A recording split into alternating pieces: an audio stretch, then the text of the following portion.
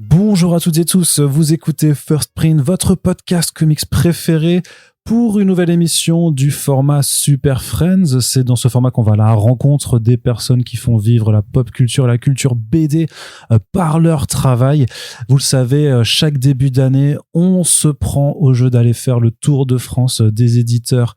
Alors, pas que de comics du coup, puisqu'on est aujourd'hui avec Run du label 619, et vous savez qu'on accompagne le label depuis maintenant plusieurs années, enfin depuis le lancement du podcast d'ailleurs, en ce qui nous concerne. Et donc, c'est l'heure de retrouver notre ami Run pour faire un petit peu le bilan de 2024 et voir ce qu'il se prépare de chouette au label 119 pour 2025. Run, bienvenue à toi, ça faisait longtemps. Oui, salut. Alors là, je me sens comme dans un examen. J'ai complètement, j'ai l'impression d'avoir tout oublié ce que j'avais à dire, mais on va discuter tranquillement et tu vas me remettre sur les rails.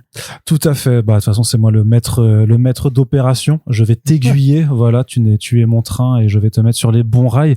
Ça fait quelques temps. Bah, alors, je dis que ça fait quelques temps qu'on s'est pas vu parce que le temps passe vite. En vrai, on s'est quand même vu quelques fois en 2024 à plusieurs occasions parce que tu avais plusieurs sorties, des différents numéros de Low Reader et puis Jaune aussi. Donc, on t'a bien vu au travail. Ouais. Mais quand même, justement, je crois que la dernière fois qu'on se parlait, c'était pour Jaune. Il s'est passé quelques mois entre temps. Au micro. Sinon, c'est vu au First Print Award, qui était d'ailleurs très réussi. Je te félicite, mon cher Arnaud. Eh bien, c'était une excellente soirée. Eh bien, ça me fait plaisir que tu aies apprécié d'y être. En même temps, tu avais réalisé l'affiche, donc ça aurait été dommage que tu ne nous fasses pas l'honneur de ta présence.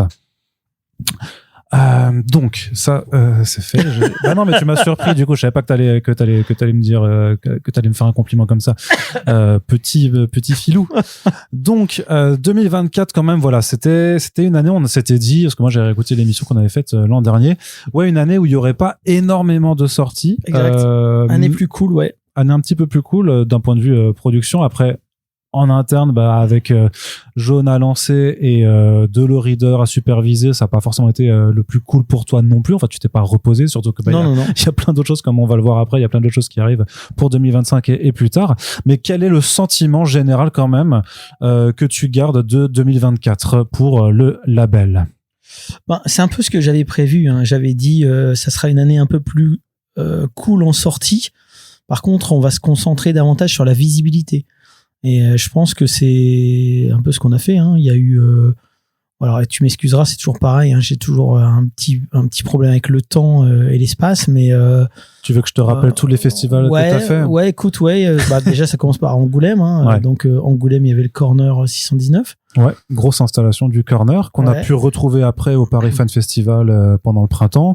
Exact. On vous a vu au rendez-vous de la BD à Amiens où t'as participé aussi à la soirée La Veillée. La Veillée, ouais. Ensuite, il y a eu Chambéry. Ah, mais avant ça, il y a eu Japan Expo. Vous y étiez aussi pour Japan Expo. Bah, tu vois, je les zappais de mon. C'est pour ça, mais je te stalk tellement, Run, que je peux faire ton agenda. Donc ensuite, oui, effectivement, Chambéry, vous avez réalisé une affiche à 4 mains aussi. Vous étiez mis en avant par la programmation du festival de la BD de Chambéry. Ouais. Alors toi, tu n'y étais pas au final, mais on a vu tes camarades à Saint-Malo, à Quai des Bulles.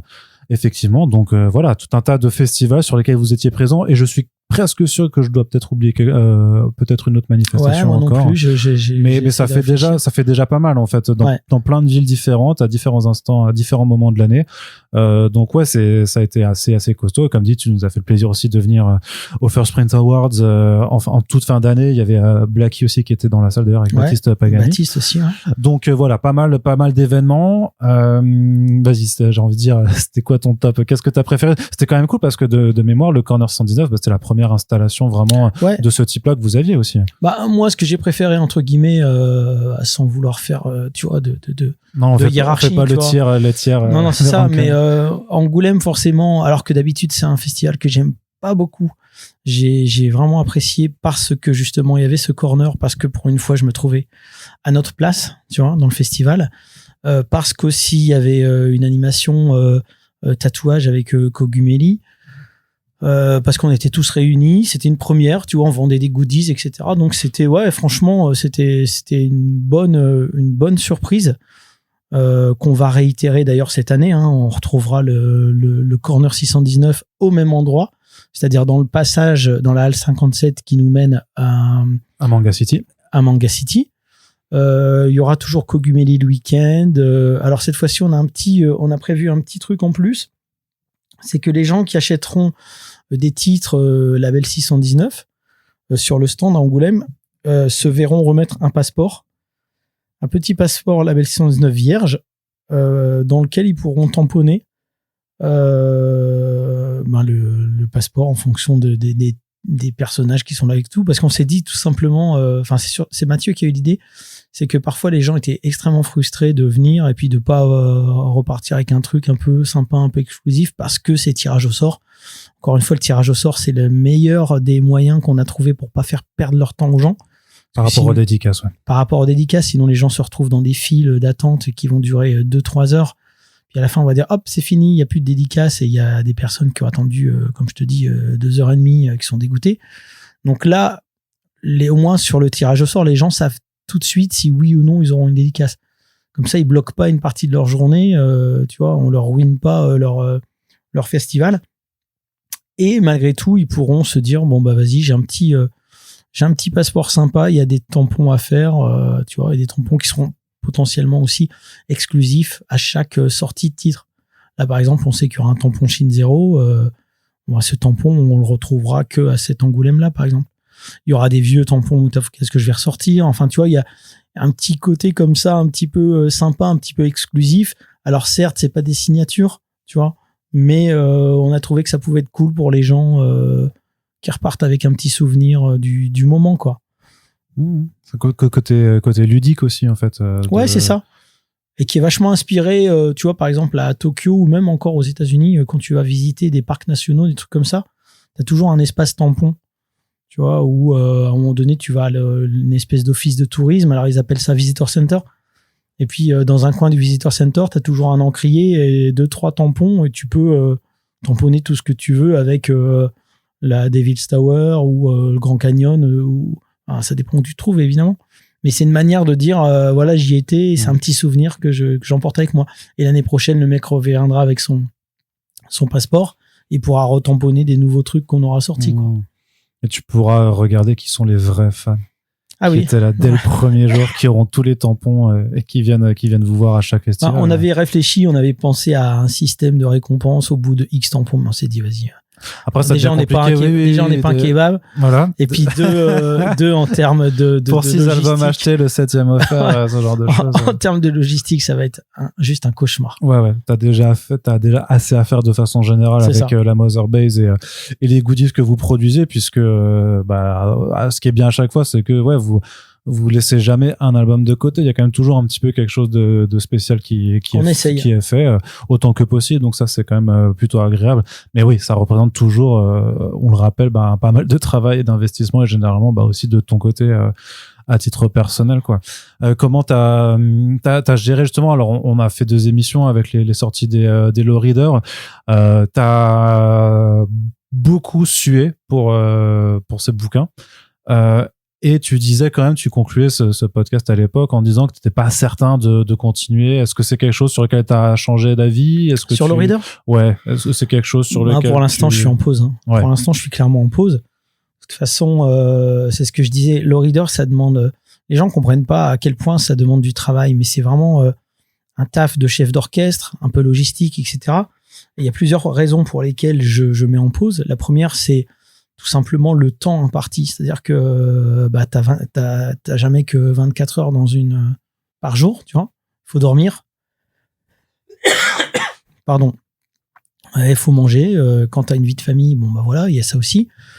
Et puis, quand tu mets ça en rapport avec les ventes effectuées, t'as des priorités qui se font naturellement. Qui se dessinent, tu vois. Donc, sur le reader, c'est pas non plus vilain, mais tu vois, là, par exemple, sur le tome 5, on a 5500 ventes. C'est très bien. Il y a plein de gens qui nous disent, pour ce genre de projet collectif, avec un format comme ci, comme ça et tout, c'est vraiment très bien et tout. Ok. Mais moi, je préfère, du coup, réserver mon énergie sur d'autres projets qui sont un peu plus porteurs. C'est basique, que ce soit Moutafkaz, d'ailleurs, qu'il faut que je termine, ou du suivi d'auteur, etc. Donc ça c'est la première des raisons, c'est-à-dire que par rapport Tu dirais que par rapport au temps investi, tu t'y retrouves pas forcément par rapport au nombre de personnes que ça touche. C'est ça. Et ça veut pas dire que les personnes que ça touche, c'est pas important. Non, mais par contre, c'est important, mais c'est par rapport au temps que t'as mis dedans que. Et puis ensuite, il y a un souci d'ordre économique, même si bon, jusqu'à présent, voilà, je faisais avec et ça me dérangeait pas, mais bon, le temps mis en perspective en plus, ça rend les choses compliquées. C'est que le reader, on a un budget, ok. Et du coup, on est toujours généreux sur les low readers. Donc, moi, c'est toujours la même chose. C'est-à-dire qu'on a une enveloppe. L'enveloppe, elle finit toujours cramée. Il reste plus rien. Et pour autant, je veux toujours rajouter des choses parce que je me dis, ah merde, sur celui-là, on pourrait rajouter ça. Donc, c'est des choses, tu vois, que je fais en plus, sur lesquelles je suis pas payé, tu vois. Donc, ça commence à faire beaucoup, si tu veux. Ça fait beaucoup de temps. Du temps qui n'est pas rémunéré.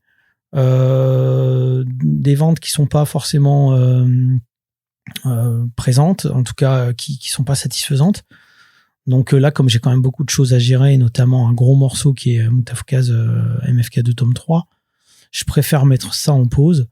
Si jamais il y a des choses qui se passent, il y a des mouvements significatifs ou autres, évidemment je rempilerai, mais là pour l'instant voilà, je préfère pas parler d'arrêt définitif parce que ça serait bête et puis de toute façon les gens n'y croiraient plus.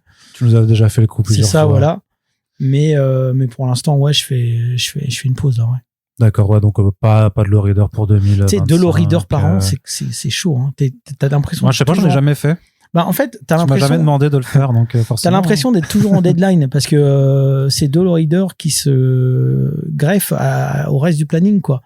Là, par exemple, cet été, fin d'été, j'étais sur les genoux parce qu'il y avait 2 bouclages qui étaient jaunes et low reader. Oui, je me rappelle que tu as bouclé ça se superposait. C'était le même jour, le rendu imprimeur, c'était le même jour. Donc, forcément, pendant un bouclage, tu as plein de choses à vérifier. Et sur un low reader, c'est l'enfer parce que tu n'es pas tout seul. Tu as 3 auteurs, tu as des gens qui, tu vois, tu as des intervenants externes qui doivent rendre leur truc et tout. C'est juste ingérable. Puis après, tu finis la maquette, tu dis, là, il manquerait 2-3 dessins, vas-y, je m'y colle ou quoi. Donc là, pour le coup, il y avait Blacky qui m'avait beaucoup aidé, d'ailleurs, qui avait fait les pages épilogues, en tout cas les dessins des pages épilogues de Lazare, tu vois. Mais déjà, c'est un signal que j'arrive plus à tenir le truc, quoi, tu vois. Donc voilà. Et du coup, tu vois, par exemple, aller rechercher un auteur pour dire un éventuel low reader, c'est déjà me refoutre la main dedans, tu vois. Ouais. Donc, je préfère faire une pause et voilà. Ouais, de pas réembrayer l'engrenage infernal avec tout le travail que ça implique derrière. On avait démarré l'année aussi, justement parce qu'on parlait de low reader, il y avait un low reader présente avec le Blood Moon de Bone qui avait ouvert l'année dernière. C'est au final, c'est vrai qu'on est resté cette année en fait dans ce qu'on appelait dans notre dernier podcast bilan le registre très pop en fait du label 619. Avec que de l'horreur en fait concrètement. Ouais, alors le reader présente par contre lui il est pas en pause, hein. Il y a des projets qui ont été signés et qui sont en train d'être bossés. Donc d'autres one shots de genre qui s'inscrivent dans cette gamme. Oui, parce qu'aussi ça nécessite beaucoup moins de travail et d'investissement de ma part. C'est un auteur qui bosse sur son projet. Ensuite c'est tu vois, c'est Yuck qui va venir faire une charte graphique, etc. Mais une fois que le storyboard est validé, c'est bon, le mec il bosse. C'est très différent d'un low reader, on va dire classique avec les 3 histoires et tout le contenu annexe, quoi. Donc, pardon. Donc, ouais, des low readers en présente, il y en a. Quand je suis en train de compter, il y en a 2, peut-être un 3e qui sont prévus. Alors, ça sera pas pour 2025 a priori, mais en tout cas, encore que, j'en sais rien. Mais c'est que tu te laisses un peu une marge de réflexion en fonction de ce qui est avancé, de ce qui peut se rajouter sur le planning tel que vous l'avez prévu à l'heure où on enregistre. Sur le planning, il y a des choses qui sont vraiment définitives et voilà, on peut plus y toucher. C'est ce dont on parlera après. Ouais. C'est ça. Après, il y a toujours, pour le 2e semestre, c'est toujours un peu plus freestyle. Si d'un coup on se rend compte qu'il y a un truc qui peut rentrer, on peut toujours voir avec Rutsev comment, tu vois. Notamment, je sais pas, fin octobre. Après, maintenant, t'auras la suite de Jaune. Peut-être qu'il faut pas télescoper avec 2, un autre. Mais il y a toujours possibilité. Tu vois, en règle générale, c'est 6 mois avant. Faut quand même savoir. Tu vois, il faut avoir communiqué. Faut avoir fourni la couverture, etc., etc. Mais bon, du coup, ça veut dire que ça laisse 6 mois pour éventuellement prévoir un autre titre pour le 2e semestre, en fait. D'accord. Ouais. Donc, donc voilà. Donc ce format-là est amené à perdurer en tous les cas. Le low reader présente, ouais. Après, voilà, moi, je pense qu'une fois que j'aurai terminé le low reader, enfin, le MFK de tome 3, probablement que je me sentirais, tu vois, du temps à investir, malgré les ventes qui sont pas satisfaisantes de mon point de vue. Mais moi, je réfléchis toujours aussi au-delà. Je pense aussi à pourquoi pas une adaptation audiovisuelle. Donc, il y a plein de choses comme ça que j'ai en tête où je me dis, bon, ça serait con d'arrêter complètement. Là, je sais par exemple que les Espagnols, ils ont racheté le Reader. Eux, ils ont décidé de le sortir en fascicule. Ouais, c'est trop bien. Enfin, je sais pas, je sais que c'est chouette. C'est trop cool de les voir, ouais, avec du coup leur couverture dédiée, vraiment, et d'avoir ces vrais petits fascicules. Ça, c'est très sympa. D'ailleurs, Nadia m'avait dit, est-ce que éventuellement tu pourrais relancer le Reader comme ça serait peut-être moins lourd, etc. Néanmoins, moi, je trouve que le concept de 3 histoires, je le trouve toujours bien. En plus, c'était une manière aussi d'encadrer des petits jeunes, tu vois, avec des auteurs plus confirmés. Donc, j'ai peur que déjà le petit fascicule, alors forcément, il serait moins cher, mais petit fascicule, on a essayé aussi avec Loba Loca Puta Madre. Bon, il y a toujours un moment, les gens, ils attendent le paperback. Donc là, ça sera exactement la même chose qui se passerait. Sauf si on n'a pas. Ouais, mais sauf si tu dis, c'est un tirage tirage unique, il y en aura pas d'autres. Alors il y a deux choses. Et tu imposes en fait. Alors il y a deux choses. Il y a soit effectivement on peut faire ça et s'y tenir en disant il y aura pas. Mais alors si t'en vends 1200, ça veut dire que cette histoire-là, elle est à jamais perdue pour 1200 lecteurs, tu vois. Pour l'auteur qui a bossé dessus, c'est pas très gratifiant. Ou alors tu dis bon ben ça mérite une deuxième vie, puis tu finis par faire le paperback et les gens du coup disent ah je savais qu'il allait y avoir un paperback, donc tu vois c'est très compliqué. Et en plus, les gens fatalement vont choisir les auteurs qu'ils préfèrent et ils vont mettre de côté les auteurs qu'ils ne connaissent pas. Or, un des concepts de low reader, comme je disais, c'était potentiellement faire découvrir de nouveaux auteurs. Donc, je pense qu'il y aurait trop de différence en plus entre certains tomes et d'autres. Pas forcément en raison de la qualité du titre, mais plutôt par rapport au fait que l'auteur est moins connu. Et puis, dernièrement, il y a des titres que je trouve qui fonctionnent moins bien seuls qu'accompagnés, tu vois. Il y a des titres où je me dirais, ouais, celui-là, s'il n'est pas accompagné des deux autres, il est peut-être un peu plus faible. Et du coup, le sortir comme ça, comme un one-shot, ouais, je sais pas, je suis pas convaincu, en fait. Je trouve l'objet très beau, mais je suis pas convaincu que ça fonctionnerait en l'état, et je pense pas que ce soit la solution pour relancer un low reader en étant un peu plus zen. Tu vois, je pense que non, finalement, faudrait quand même l'accompagner de pub, machin et tout. Et sachant qu'en plus, les Espagnols, tu vois, là, ils ont sorti le low reader 1 sous ce format-là, je ne sais pas ce qu'ils vont comprendre du segment Massico, quoi. Parce que du coup, les Espagnols, ils ont pas connu Massico, le personnage avant. Donc, ils vont rentrer dedans direct. Ils vont rien biter, je pense. Mais bon, écoute. Après, tu peux dire qu'il y a des gens qui avaient découvert Massico avec le reader, aussi des gens qui sont arrivés en cours de route, même en France, tu vois, et qui ont. Enfin, mais ils ont encore cette possibilité, s'ils le veulent, de rattraper, de rattraper un peu. Alors que là, en Espagne, il y a rien eu de publié de Flo. Alors, si, mais il faudrait que je me renseigne. Mais est-ce que Massico, le paperback avait été imprimé, je sais plus. Oui, parce que ça avait été réuni, édité, toutes les histoires, avaient été éditées en France. Donc, je sais plus, parce qu'à un moment donné, je sais que l'éditeur espagnol, il était un peu pas super fiable. Bon, je sais plus, honnêtement, je sais plus. Mais bon, bref. En tout cas, oui, c'était, franchement, comme tu as vu, c'est agréable. Ouais, et puis c'est cool juste de voir ce genre d'expérimentation se faire sur un marché international, en fait. Ça. Après, Mathieu, lui, serait plutôt de l'école inverse, à savoir, on ressort des gros volumes, genre c'est prêt quand c'est prêt, genre il y a 6-7 histoires dedans et tout. Je suis pas convaincu non plus, tu vois, avec couverture ça fait Maxi Low Reader, tu sais, comme les Super Picsou géants, tu vois, mais genre pifs, ça s'appellera Maxi Low Reader, des trucs comme ça. Ouais, ça peut être. Après, de toute façon, tant que vous mettez pas la pression, parce que de toute façon, en plus, toi, t'es dans cette réflexion, tu dis toujours que tu veux surtout que ça sorte dans le format qui sert le mieux les histoires. Donc, j'imagine que Si à un moment vous sentez qu'il y aurait effectivement un réel argument de soit faire du single issues, on va dire, ou alors du super low reader géant, bah tu le sauras quoi. Si c'est quelque chose qui doit s'appeler. Après le format c'est toujours très compliqué parce que on va y revenir après de toute façon. Mais avec le reader, forcément on est aussi coincé. On est coincé dans les comics en fait. Alors c'est pas un gros mot. C'est déjà le moment d'y revenir. Non, on y reviendra si tu veux plus tard. Ça a déjà plus de sens avec le reader parce que le reader s'inspire complètement des codes des comics, tu vois, des années 50, 60, etc. Néanmoins, on n'est pas en comics indé, tu vois, on est entre Batman, Spider-Man et tout. Pour moi, c'est pas la place de le reader ni des autres BD dont on parlera tout à l'heure. Tout à fait. Non, mais on est d'accord là-dessus. Et même si on refera pas le débat qu'on avait eu dans l'émission de l'année dernière, parce que vous pouvez simplement réécouter l'émission de l'année dernière, c'est toujours en ligne et c'est toujours des choses qui sont intéressantes à écouter. Et ça n'a pas bougé d'un iota. Oui, et puis il y a des choses qui n'ont pas bougé. Si, il y a quelque chose qui a bougé.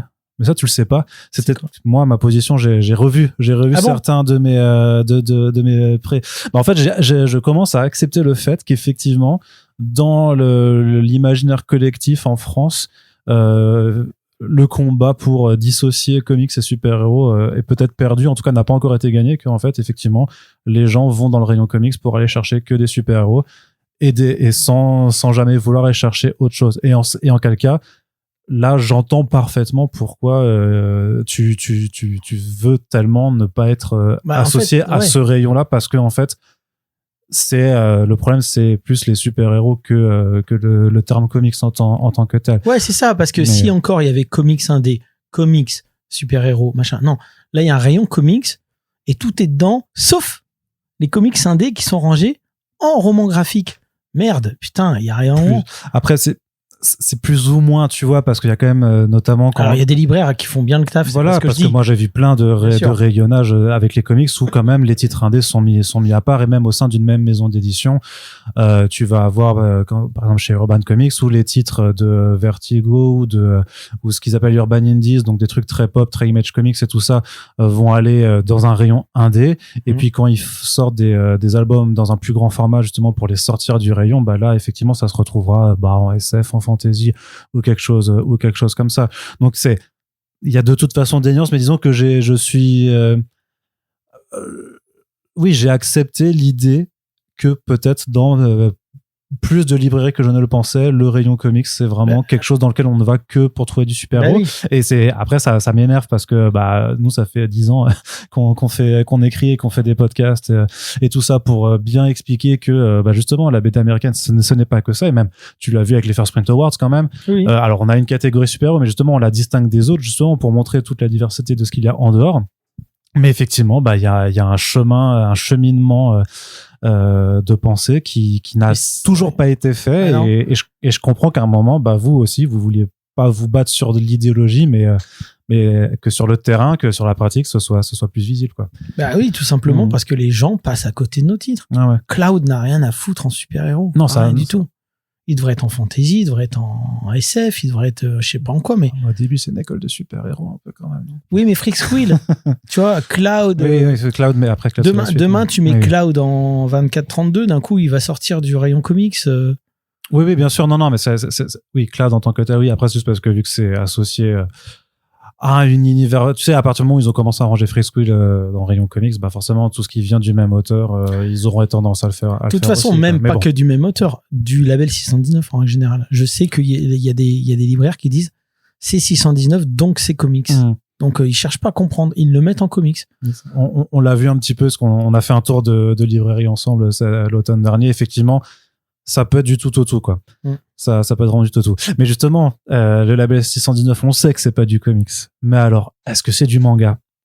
Et là, si je me permets de poser cette question trollesque, c'est justement pour revenir un petit peu, pour pas refaire donc la discussion de l'an dernier, mais par contre, la poursuivre avec Jaune, dont on avait un petit peu parlé, mais donc maintenant qui est sorti, qui s'est installé, et qui est dans ce format, là encore, qui est très différent de vos albums cartonnés quels qu'ils soient.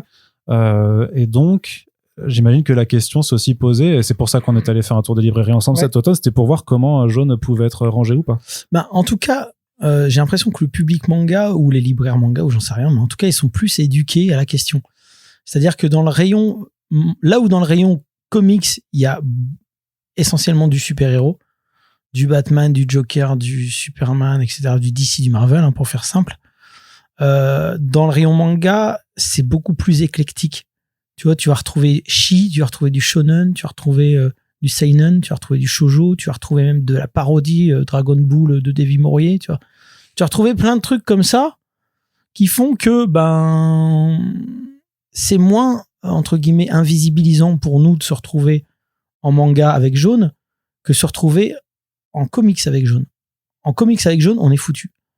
On est clairement foutu parce que, encore une fois, les gens qui vont en comics, c'est pour aller chercher leur shot de super-héros en règle générale.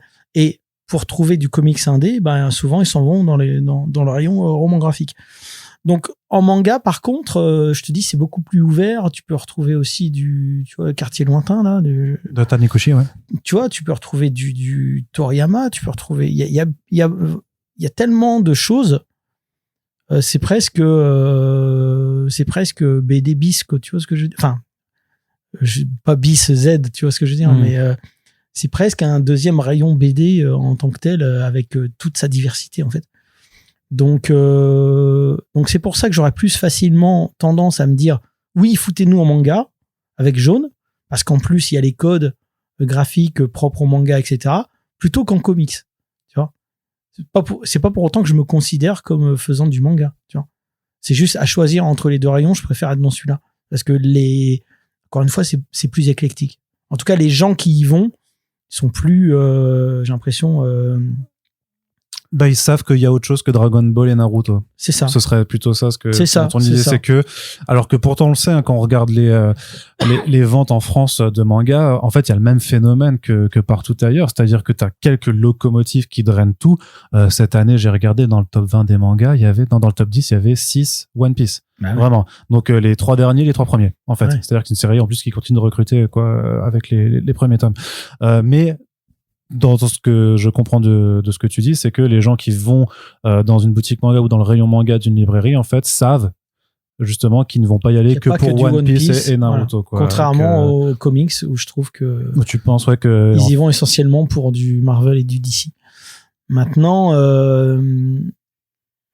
ouais, c'est sans fin parce que les libraires... Oui, parce que j'allais dire, on sait aussi que le manga en termes de marché, oui, ça se vend beaucoup plus en France que les comics en tant que tel. Donc, tu as plus intérêt aussi à être dans le rayon qui vend 5 fois plus que l'autre. Hein, et puis, il y a des libraires qui nous disent, nous, on connaît notre métier, donc c'est pas à vous de nous dire où ranger les BD. Ok, je peux comprendre. Donc, ils disent, par rapport à notre lectorat, à notre clientèle, on sait à quel endroit votre titre serait plus susceptible de se vendre.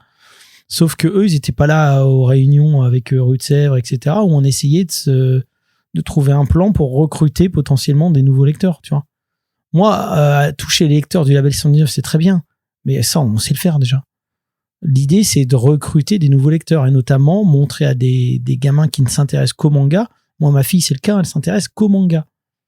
Après, je suis pas sûr que ta fille pourrait lire. Non, mais pas par rapport à Jaune. Non, mais je veux dire. Tu vas traumatiser ta fille. Pas par rapport à Jaune, mais par rapport au fait qu'elle ne lit que du manga. Ouais. C'est-à-dire, dans une librairie, elle ne connaît qu'un rayon. Elle ira pas en rayon BD, elle ira pas en rayon encore moins comics. Donc, du coup, ils savent qu'il y a autre chose que Naruto, par contre, ils savent pas qu'il y a autre chose que le manga. Oui, mais au moins, s'ils trouvent un titre du label 619 là-dedans et que par le plus grand des hasards, ils se disent, tiens, c'est quoi label 619? Et que ça les emmène ensuite tout doucement vers du Singelin, puis vers du Bablé, puis vers du Modou. Enfin, tu vois, c'était un peu ça le but. C'était aller les chercher là où ils se trouvent, en librairie. Un petit cheval de Troie, quoi. Un petit peu. Ça n'a pas marché. Ça n'a pas marché parce que... Alors, tu dirais que ça n'a pas... tu dirais que c'est un échec ou que ça n'a pas marché? Ça n'a pas fonctionné parce qu'on n'était pas dans le rayon manga pour la plupart du temps. D'accord, donc c'est-à-dire que... On nous a mis en comics. Alors, les raisons, elles sont... parce que nous, pour le coup, ce qui est d'autre, tu vois, parce qu'autant l'an dernier, je te disais, mais attends, il y a des raisons quand même factuelles aussi qui peuvent... Oui, le format notamment. Le format, l'esprit, voilà, quand on parle de low reader et des off-pop, hein, en l'occurrence. Par contre, c'est vrai que là, mon argumentaire par rapport à Jaune, il tient pas la route, parce que justement, dans le format, il a aussi été fait justement pour ne pas coller avec... le standard comics en fait non plus, tu vois. Et malgré tout, c'est-à-dire que alors soit il y a quelque chose d'un peu obtus dans le raisonnement peut-être de certains libraires à se dire c'est 619, c'est ça, donc c'est comics, ou alors qu'il y a une réelle erreur de compréhension, alors peut-être un peu de je pense qu'il y a du format. Je pense qu'il y a de tout. En fait, il y a des libraires qui disent. Ah oui, c'est systémique, quoi, en fait. Il y a des libraires qui disent, oui, mais ça se passe aux États-Unis, alors que ça se passe pas aux États-Unis, ça se passe au Canada. Bon, bref, ça se passe en Amérique du Nord. Mais là, c'est bon, bref. Un peu cherry picking, quoi. Voilà. Donc, du coup, c'est plus comics.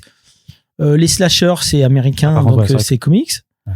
Oui, mais Monster, où il y a il y a plein de trucs. Et je pense à Pumpkin Night, par exemple, en manga d'horreur complètement slasher que j'adore en plus, qui les deux vont ensemble, tu vois. Enfin, oui. Après moi je verrais très bien si j'étais libraire de faire juste un rayon horreur où je mettrais que des trucs d'horreur dedans, tu vois. Mais bon. Ouais. Après finalement le dessin de Rours n'est pas suffisant visiblement pour faire comprendre. Moi on en avait parlé dans le podcast jaune, je disais moi il y a des character design, je serais pas allé vers ça parce que je trouvais que ça faisait trop shonen et tout, mais je me suis dit pourquoi pas ça. Bon, visiblement, c'est pas suffisant. Il y a des gens pour eux. Plus de cheveux à la Sangoku, vraiment, quoi. Il y a des gens, visiblement, pour eux, c'est encore trop comics, tu vois. Je comprends pas. C'est noir et blanc, c'est machin. Et puis après, pour finir, il y a tout simplement des gens, et là, c'est l'argument imparable, qui nous ont dit, oui, mais c'est le sens de lecture pas japonais, donc c'est pas manga. Ah ouais. Ouais, mais moi, j'ai vu, par exemple, des parodies de manga et tout, sont dans le sens de lecture français, pourtant ils sont en rayon manga. Ceci dit, j'ai quand même vu des jaunes dans des rayons manga quand même. Oui, moi aussi d'ailleurs, je des photos en plus. Et donc ça c'est bien. Donc je veux pas faire une généralité non plus, mais c'est vrai que ça a été, je t'avoue que j'ai très mal vécu le lancement de Jaune parce que c'était censé être un test pour justement cette histoire de recruter de nouveaux lecteurs qui ne voient la BD qu'au travers du prisme manga. Donc voilà. Et justement, ça me permet de faire la transition tout trouvé pour commencer à parler de 2025 aussi.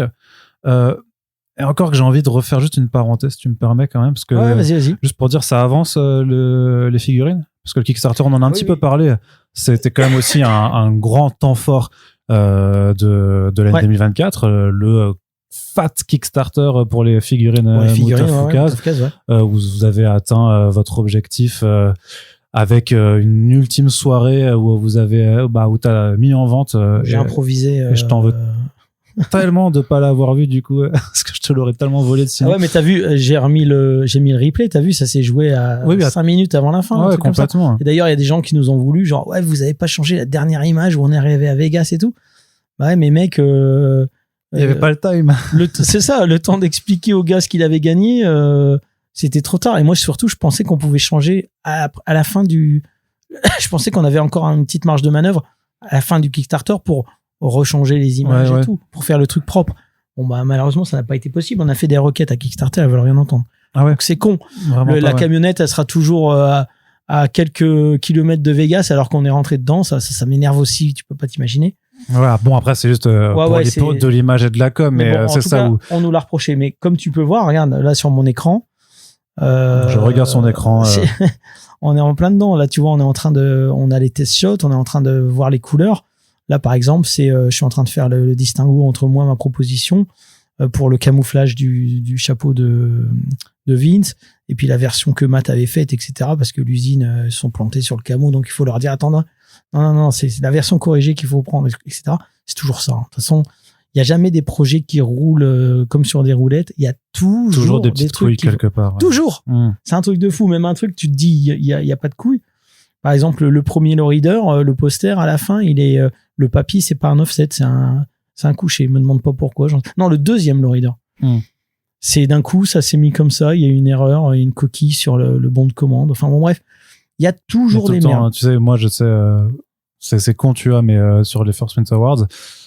On a fait de la relecture de tous les trophées, tout ça, puis on s'aperçoit que sur l'un des trophées, il manque un L à un moment. Et tu fais, putain. T'as beau lire, relire. Tu lis ce que t'as en tête, donc tu lis pas les lettres comme elles sont en vrai. Mais, et là, c'est pareil. Donc voilà. Et là, on aurait dû déjà, moi, j'ai vu les statuettes Gold. Alors, pour le coup, elles sont Gold. Chez Gold, c'est comme un petit César, tu vois, un petit trophée.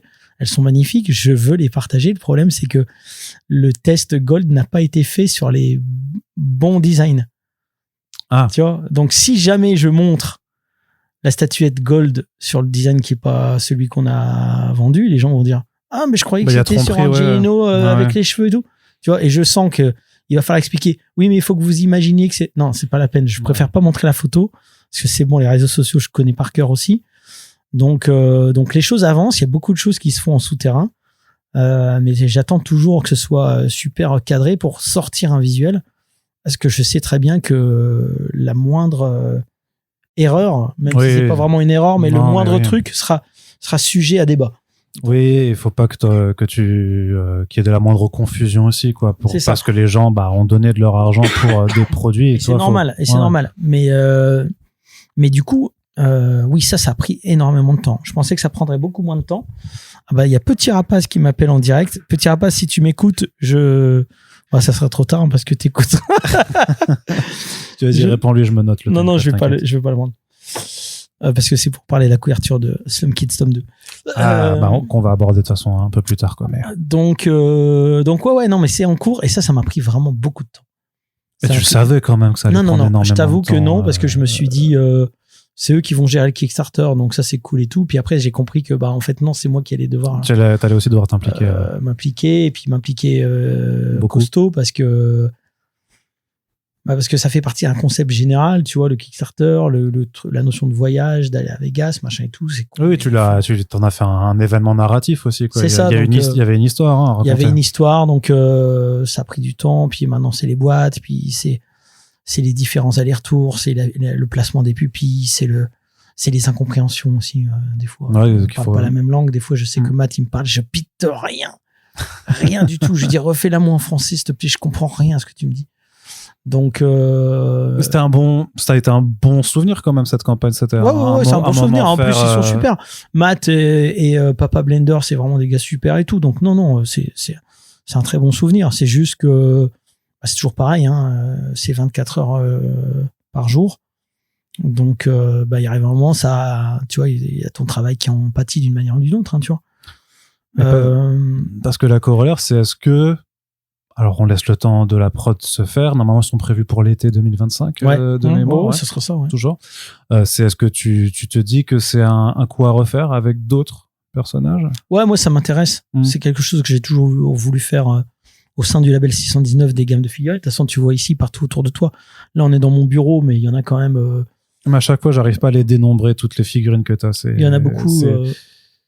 C'est quelque chose que j'aime beaucoup, quoi. C'est du character design à l'état pur, en fait. Donc il y a même là, je te call out, mais il y a un Joker Jared Leto voilà. Il faut que les gens sachent que tu as un Joker à Jared Leto. Ouais, et même Harley Quinn. Et ne te justifie pas, on va juste dire que c'est parce que t'es un énorme fan de Suicide Squad. Non, alors voilà. je vais me justifier quand même. Je vais me justifier quand même. J'étais au Comic-Con San Diego avant le film. Et j'ai vu les personnages et j'ai fait, c'est ça le nouveau Joker? Tu vois, et j'étais avec Hugh, je dis, mais c'est Harley Quinn et le nouveau Joker, ils vont ressembler à ça. Et j'aimais trop son côté gangster. Ouais, avec toutes ces matières, etc. Et je me suis dit, vas-y, je le précommande. Tu sais, c'est toujours dans la folie de l'instant. Tu sais, t'as plein de monde, t'es au Comic-Con San Diego, ils te présentent les trucs en avant-première, tu vois le truc. Je m'attendais pas du tout à ça. Ils avaient présenté aussi le Batman Joker, tu sais, Batman violet et tout. J'aurais voulu tous les prendre, mais voilà les prix. Donc j'ai dit, vas-y, je prends au moins le Joker et Harley Quinn. Mais j'étais impressionné par la finition, par les broderies sur les vêtements, par tu vois les grilles sur les dents. Tu vois, le Joker, il est ouf en termes de finition. Oui, ça se voit que c'est une statuette. C'est pas Prime One Studios ou c'est, je sais pas où. Non, ça c'est Hot Toys. Hot Toys, ouais, d'accord, Hot Toys, ouais, ok. Donc je les ai précommandés. Et puis j'ai vu le film. T'as vu le film. Bon, alors vous votez A pour la justification de Ron était-elle convaincante, ou B, est-ce qu'elle était non, et puis voilà, on te mettra au pied. Mais je me suis dit, ils vont faire un truc de fou. Et moi, dans ma tête, je faisais un mix Mutafukas Batman, tu sais, parce que je voyais le Joker en gangster. Tu sais, je m'étais fait tout un délire West Coast. Je me suis dit, qu'est-ce qu'ils vont nous sortir, tu vois. Bon, c'était pas tout à fait ça. C'était pas complètement ça, très bien. Mais donc, t'as quand même des idées alors pour, enfin, en tout cas, une envie au moins pour faire une suite dans les figurines. Pour les figurines, Ouais. Alors après, le Kickstarter, je t'avoue que c'est un peu chiant. Faut passer par là parce que je sais pas si t'avais eu les photos sur mon Instagram, mais t'as vu la gueule des moules, c'est un truc de fou. Non, t'as peut-être pas vu. Si, les trucs qui passent 2 tonnes, là. C'est énorme. Ouais. C'est gigantesque. Tu vois, moi, je me rappelle, notre avocate, elle avait dit, ouais, à la fin, les moules, faudrait les récupérer et tout. Et je lui avais dit, ouais, mais alors, je crois que ça pèse au moins 200 kilos. Hein. Ouais, c'est ça. Ça pèse 2 tonnes. Ouais. C'est un délire, quoi. Donc, bon. Donc, à transporter, c'est un peu compliqué, quoi. À faire venir, je crois qu'il faudrait faire un Kickstarter juste pour les frais de port de faire venir le moule en France, tu vois. Ouais. T'imagines 2 tonnes. Je sais même pas où est-ce que tu peux pas, enfin, comment tu le transportes. J'en sais rien. Ouais, Je sais même pas comment ça marche. Très bien. Bon, bah, en tout cas, on aura des nouvelles de ça si et quand ça doit se refaire, quoi. Ouais. T'as des idées de qui t'aimerais en priorité, sans faire de promesses, mais toi, ce qui te brancherait bien, ce serait. Après, ça dépend. Si jamais on continuait sur Moutafoukaz, moi, il y a la section ZZ que j'aimerais beaucoup faire, ou Bourse Maccabée. Je pense que les lecteurs, ils seraient plus sur du Willy ou du Luna. Mais après, derrière, j'aimerais bien, tu vois, Shin Zero, j'en avais parlé en Sofubi, par exemple, ou même Slum Kids en Sofubi, ça pourrait très bien marcher. Sofubi, c'est une pièce, tu vois, c'est les trucs qui sont, tu vois, avec le PVC, c'est vraiment pour faire des finesses, etc. Mais le Sofubi, c'est, tu vois, c'est les jouets, souvent tu fais des kaiju avec, tu vois, comme celui-là au... Ouais, d'accord, ouais. Donc, tu vois, ça pourrait avoir faire Shin Zero en Sofubi, ça pourrait avoir du sens, tu vois, par exemple. Mais ouais, j'en parle régulièrement, mais c'est toujours pareil. Au bout d'un moment, je dis, attends, non, on va déjà se concentrer. On va finir les figurines, on va les livrer, et ensuite, on pense à la suite, tu vois. Parce que sinon, tu deviens ouf dans ta tête. Et je sais que Matt, si jamais je lui lance des premiers croquis, il va démarrer direct. Et puis là, on se refout une corde au cou, en fait. Ouais. Donc ouais, chaque chose en son temps quand même, quoi. C'est ça, il vaut mieux parce que sinon après tu t'exploses en vol. Et donc justement, vu que tu mentionnais Shin Zero, ça permet de fermer cette parenthèse et de revenir là-dessus. Donc ce sera votre première sortie de 2025, ouais. Dans un programme qui a quand même son lot de sorties, qui en a un peu plus que 2024, mine de rien, et avec quelques temps forts. Et Shin Zero, donc c'est Mathieu Bablé et Guillaume Saint-Gelin qui unissent leurs forces pour une histoire de Super Sentai des temps modernes.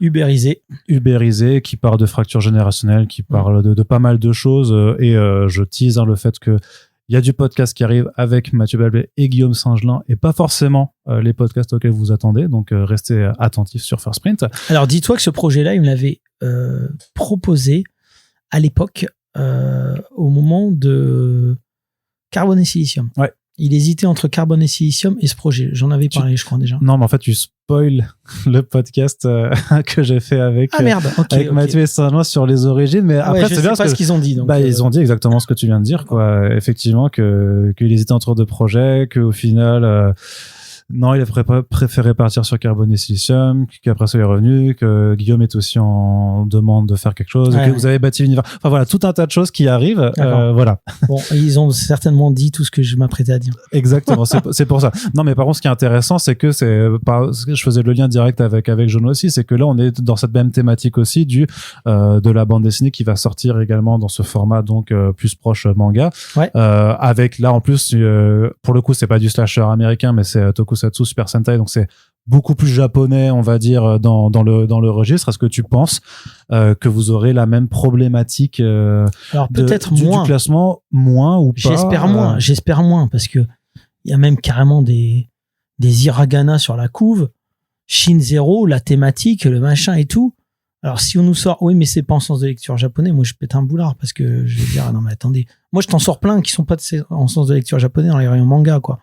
Donc normalement, je pense que ça tu sais, c'est comme tout. Moi, je passe en fait, sur ma pierre tombale, il faudra écrire cette épitaphe: j'ai passé ma vie à essuyer les plâtres. Tu vois, c'est putain de ça, quoi. C'est-à-dire que j'ai l'impression que le long métrage Moutafoukaz, c'était trop tôt. La BD Moutafoukaz, c'était un peu trop tôt. Les formats manga en France avec De Bezer, bon, c'est pas moi l'auteur, mais j'étais quand même l'éditeur. C'était trop tôt.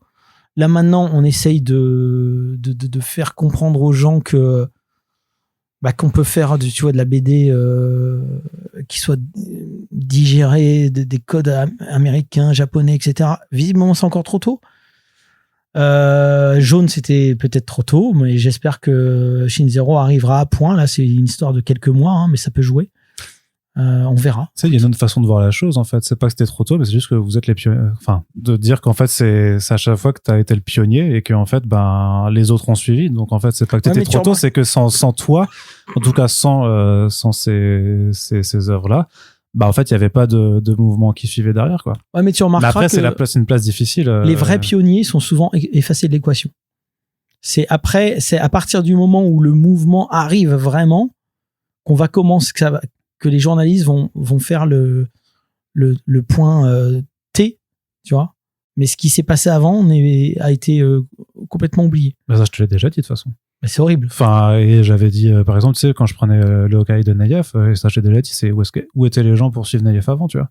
Comme si Naïef avait fait sa Naïef est né sur Hawkeye. Voilà, c'est ça. Non, mais c'est un truc de fou.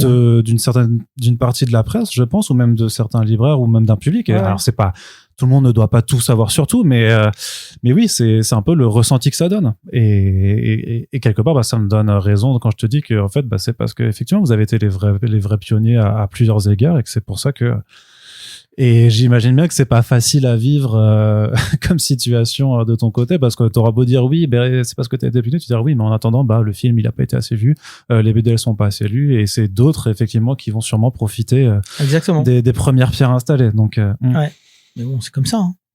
Donc on verra, mais en tout cas il y a quand même des efforts, parce que du coup vous faites 3 jaquettes différentes pour Shin Zero. Là-dessus, à l'heure où on met ce podcast en ligne, elles auront 3 jaquettes différentes, en plus de la couverture originale. Donc elles auront toutes été dévoilées. Et j'imagine que vous prévoyez aussi sûrement des goodies pour accompagner la chose. Ouais, on est en train de faire une pochette qui contiendra 4 cartes, dont une sous Protect card acrylique collector signée par Guillaume, avec un poster dedans qui sera plié en 8. Et un pins, donc c'est une bonne pochette, tu vois, bien sympa, et le poster recto verso avec des visuels inédits, et donc d'un côté c'est le kaiju, enfin une espèce de fiche anatomique d'un kaiju, et derrière c'est une affiche de recrutement pour participer au programme Sentai. Sentai, ouais.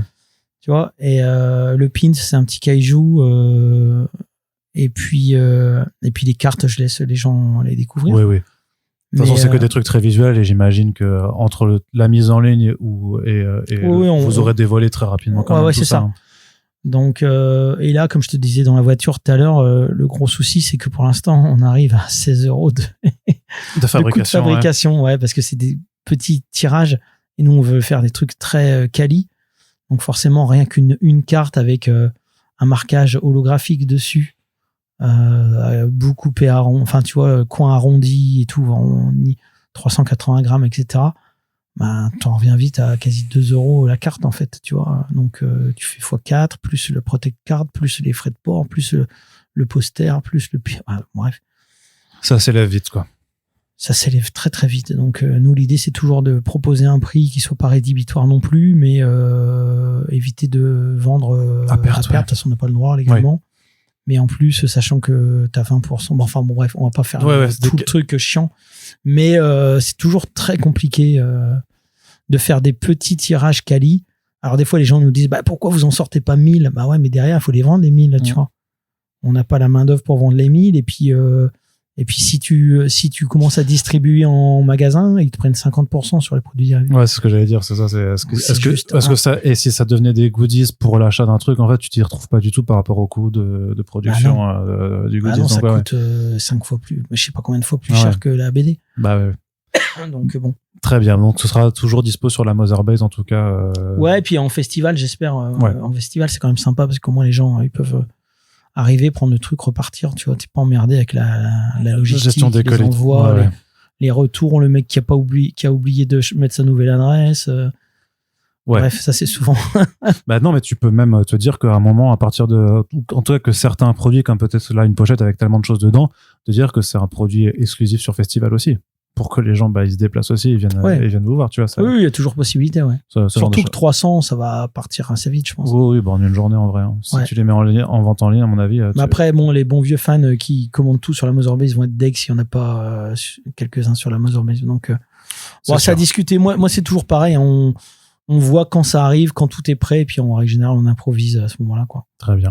Prochaine sortie aussi. Après, tu auras pas mal de suites de séries aussi, parce que donc Shin Zero, c'est un lancement, mais ensuite, si on avance un peu dans 2025, il y a Cloud, tome 2 de Florent Maudoux, qui avait pris un peu de retard, je crois, parce que moi, il me semblait qu'on en avait parlé l'an dernier déjà pour une sortie plutôt fin d'année 2024, et donc qui a été un petit peu repoussé. Là, il est parti, hein, l'impression. Hein, donc, alors on se parle, oui. Donc là, il y aura pas de souci, ça sera vraiment. Ça sera. C'est mars, non? Ouais, je sais plus si c'est mars ou février, mais bon. En tout cas, c'est 2025 tout début 2025. Et puis, Cloud, c'est pareil, c'est un gros. Moi, je me suis dit, est-ce qu'on n'aurait pas dû sortir Cloud en format plus grand, du coup, aussi, tu vois, pour éviter ce côté rangé rayon comics, mais on va pas revenir sur ce sujet. On va pas refaire ce débat. Ma plus grosse interrogation sur Cloud, et je t'en avais aussi déjà un petit peu parlé, c'était de se dire qu'il se relance dans une série, parce que c'est 7 tomes aussi, hein, de prévu. C'est ça, c'est de se dire, mais est-ce que après, c'est parce il faudra que j'en parle avec lui aussi, mais parce qu'il veut raconter cette histoire et qu'il a de quoi tenir sur 7 tomes, mais justement de pas peut-être écouter ce que disent aussi les envies des lecteurs aujourd'hui, qui est que une série de 7 tomes, c'est très compliqué. Je sais. C'est très compliqué. Mais c'est tout à son honneur, vraiment, de tenir à ça et de le faire.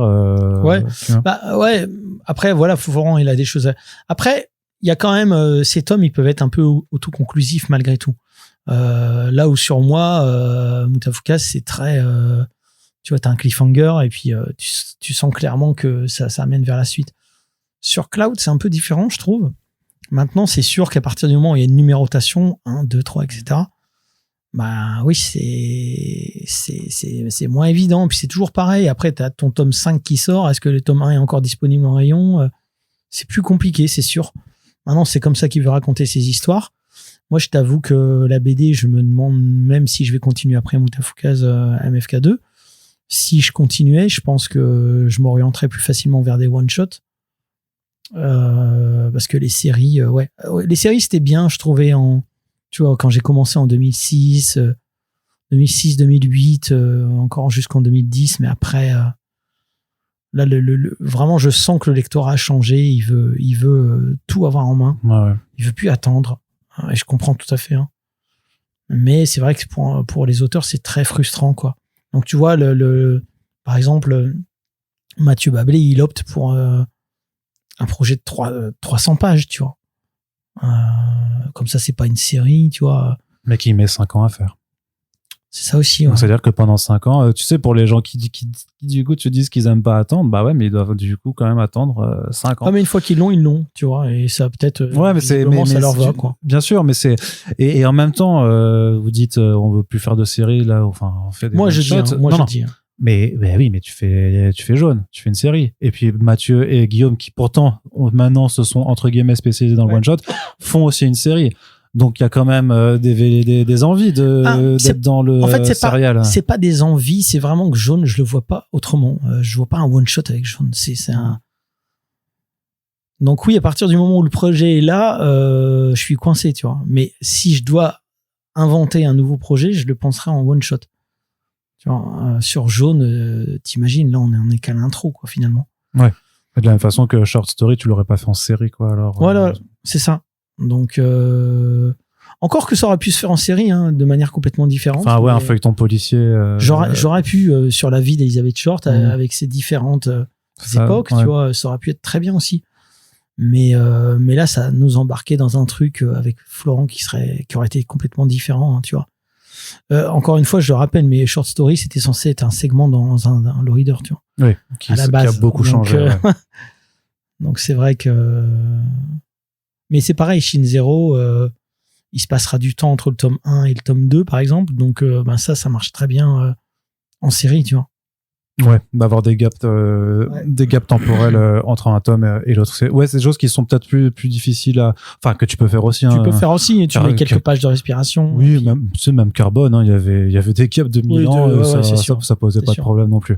Donc, Cloud tome 2, donc le retour de Florent Maudoux. Ensuite, on est encore sur de la suite de série avec Slum Kids tome 2. Ouais. Où c'est de la série, pas trop série, parce que c'est dans le même univers, mais c'est pas forcément les mêmes personnages que l'on retrouvera. On est dans le même univers, voilà. Effectivement, on découvre, sans trop en dire, on découvre que finalement, la vie, la Terre entière, en tout cas, n'est pas qu'une décharge publique. Il y a quelque chose au-delà. Et c'est ce que vont découvrir les personnages. Bon, visiblement, les personnages étaient déjà au courant, du moins certains, et puis d'autres un peu moins. Donc ça va être une espèce comme ça de choc, je vais pas dire de choc de civilisation, mais de choc d'univers, quoi. Ça c'est bien, t'as laissé Petit Rapace tout seul aux commandes, vraiment il s'est... Tout seul. Ouais. Il m'a dit, je veux partir sur tel compte connu, ça parlera de ci, ça parlera de ça, ouais, vas-y. Il m'a sorti le storyboard. Voilà, on a juste rebossé un peu ensemble la fin qui me paraissait un peu... abrupte et pas forcément cohérente avec l'ensemble de ce qu'il avait imaginé. Et puis Petit Rapace, il est vraiment super à bosser, hein, tu vois, c'est direct, il a compris le truc, il m'a fait vas-y, je pars là-dessus. Donc c'était très peu d'investissement par rapport à ça. Ensuite il m'a envoyé son ancrage, et puis là il est en train de bosser la couleur. Non, lui il est complètement indépendant. En plus, je lui fais full confiance dans ce qu'il fait. Il sait ce qu'il fait, il sait où il va. C'est plus du tout le petit gars qui commençait dans le Doggy Bags, tu vois. Maintenant, il maîtrise complètement son truc. Et d'ailleurs, je suis content qu'on ait un peu attendu, qu'on ait un peu temporisé. Parce que là, je pense qu'il est vraiment complètement autonome et indépendant sur sa création, quoi. Temporisé par rapport au fait de lui parce que Slum Kids, il voulait le faire très vite, en fait, dès qu'on s'est rencontrés quasiment. Donc, tu vois, mais je trouvais qu'il c'était encore assez peu clair finalement ce qu'il voulait faire. Donc, je pensais que ça méritait de mûrir encore un peu, quoi. Surtout qu'il il avait été nommé l'année dernière au Quai des Bulles pour les jeunes auteurs, pour le prix des jeunes auteurs. Donc c'était ce qui est cool aussi. Carrément, ouais.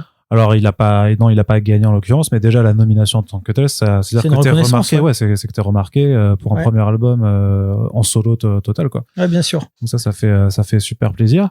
Je regarde juste tes petites notes, puisque après ça c'est le seul titre sur lequel je ne sais vraiment rien pour le coup, parce qu'on en a jamais trop parlé ensemble dans ce podcast. Ça s'appelle c'est le chemin derrière la maison. Non, c'est pas derrière la colline, parce que tu l'as mal écrit, justement. Il me semble que c'est le chemin sur la colline ou le chemin derrière la colline, un truc comme ça. Non, moi je dis, à chaque fois je me trompe toujours, j'écris toujours la maison derrière la colline. Ah non, donc c'est bon, tu l'as corrigé. Le chemin derrière la maison, pardon, oui. Excuse-moi, non, je sais plus. Ok. Et ça, pardon, le chemin derrière la maison de Jérémy Gasparotto. Ouais. Donc, écoute, un magnifique projet, hein. Vraiment, graphiquement, c'est sublime. On va le faire en grand format d'eau-toilée, probablement. L'ambition de Jérémy, c'était de faire une BD, faire de la poésie en BD.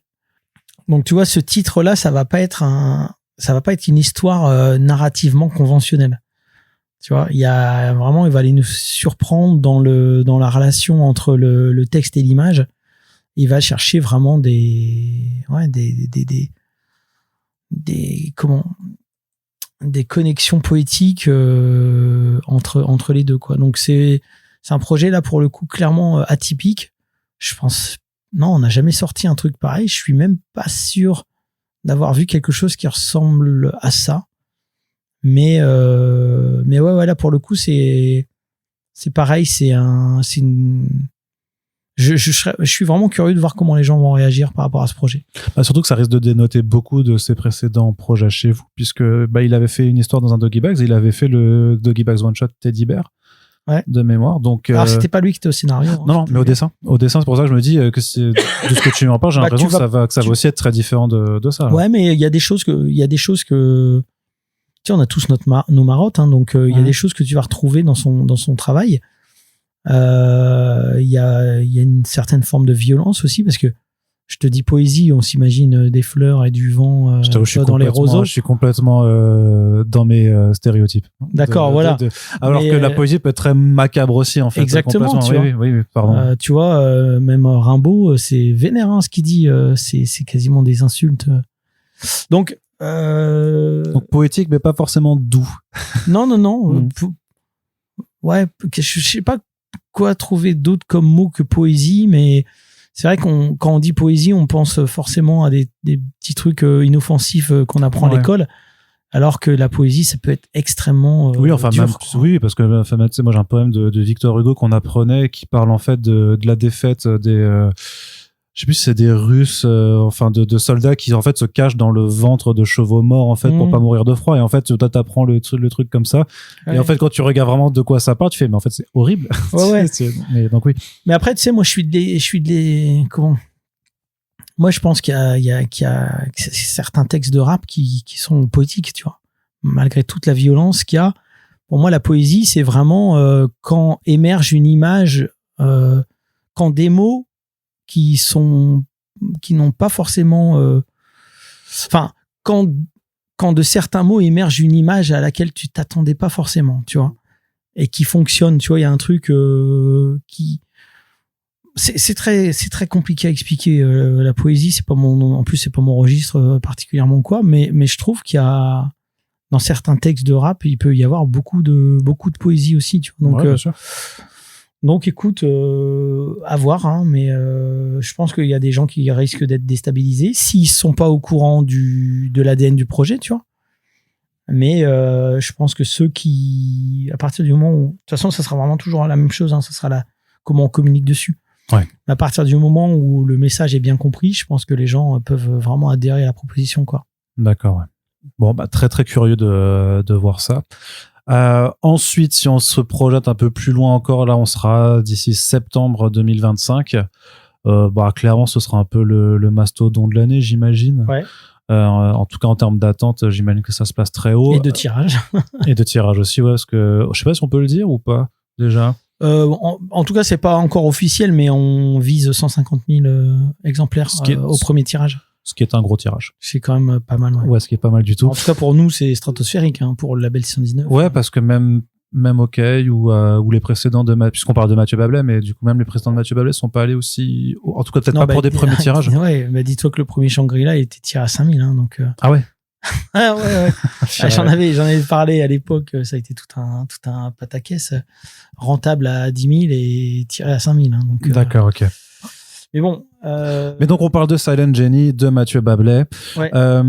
Pareil, je tease, je suis obligé de teaser parce que j'ai envie de garder un peu la surprise vu que c'est pas tout de suite là, mais voilà, j'ai déjà préparé plusieurs émissions avec Mathieu autour de cet album, donc j'ai très très hâte que vous découvriez ça.